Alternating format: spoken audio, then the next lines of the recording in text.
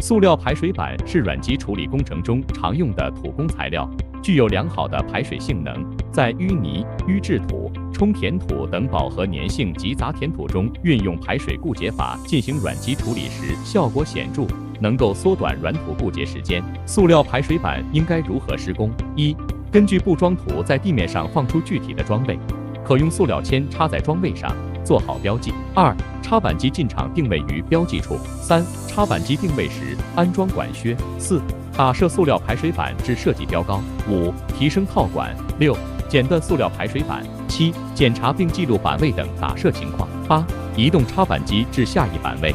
塑料排水板施工要求：一、施工前检查每一盘塑料排水板外观，看是否损坏。二、每台插板机必须填写施工记录，记录每一根排水板的施工长度。三、打设过程中应随时注意控制排水板间距和套管的垂直度。四、打设排水板时应保持排水板入土的连续性，防止淤泥进入带芯，严禁出现回带、扭结、断裂和撕破滤膜等现象。发现回带、断裂要重新试打。